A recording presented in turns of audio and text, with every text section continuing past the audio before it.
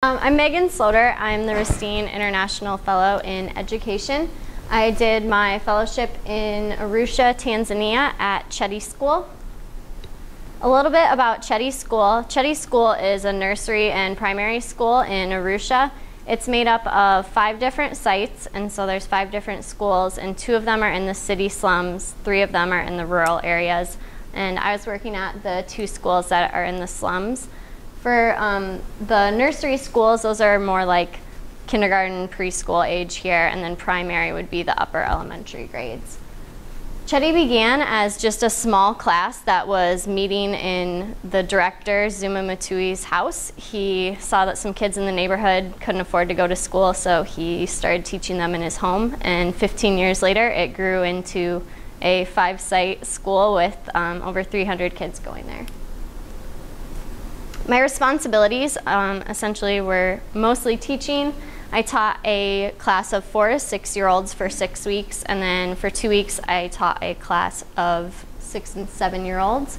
I also acted as a liaison for the Cheti sponsorship program, which was developed by a volunteer who went there a few years before me. She saw that the school really had no funding besides the director and donations, so she set it up so people can sponsor children's education and also donate to the school for food and clothing and books. She's not there, she's in Washington, D.C. right now, so she wanted me to take pictures and videos and keep her updated on the progress over the summer. I also worked on my own projects. I fundraised a little bit before I went there, so I was visiting the different sites to try and decide where the money would be best put to use. As far as teaching went at C1 and C2, I taught the 4 and 6-year-olds. I was kind of just thrown into a classroom that didn't have a teacher, and they said, teach these kids English. So I started with the letter A, and 6 weeks later they were reading 2- and 3-letter words in English. I also taught them math and English, just basic counting and numbers, and they're able to do adding and counting by the time I left.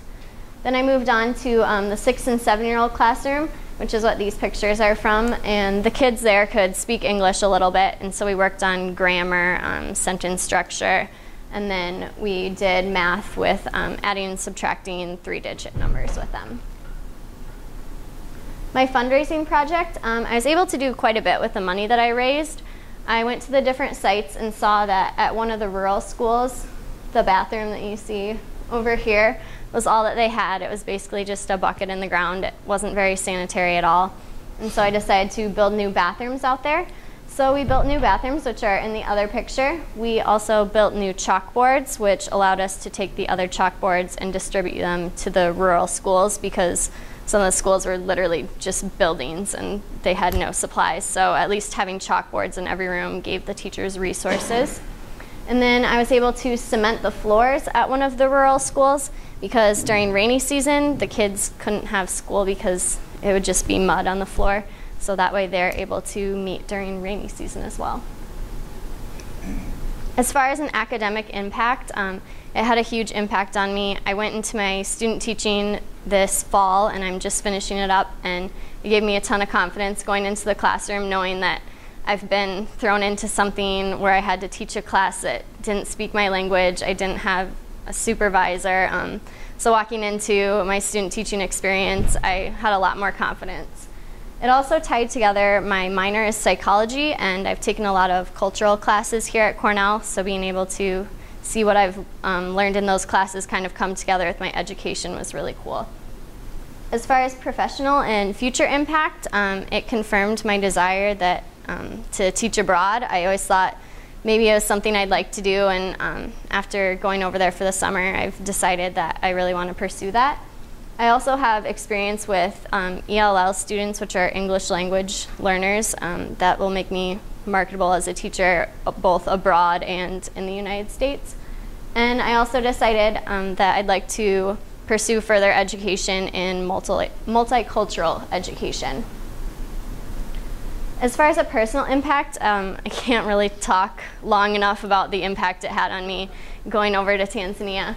But I was really inspired by working with my director and seeing how he started from nothing and really built this school up, and he taught me to just do what's right over doing what's easy. I also gained a lot of independence going over to a country that I've never been to and I don't speak the language. I feel a lot more independent and kind of ready to go out on my own now. It also gave me a new perspective on the world, seeing where my students came from and the poverty and the conditions over there. I came back with a lot more gratitude and appreciation for what we have here. I'd like to thank my site supervisor who's in the picture with me. He obviously is not here, but he was huge in making the experience what it was for me. My faculty sponsor, Carrie Bostwick, for kind of giving me the courage to go out and do this and inspiring me to chase my dreams that way. And the Cornell Fellows donors and the Cornell Fellows program who helped me set this up. Thank you.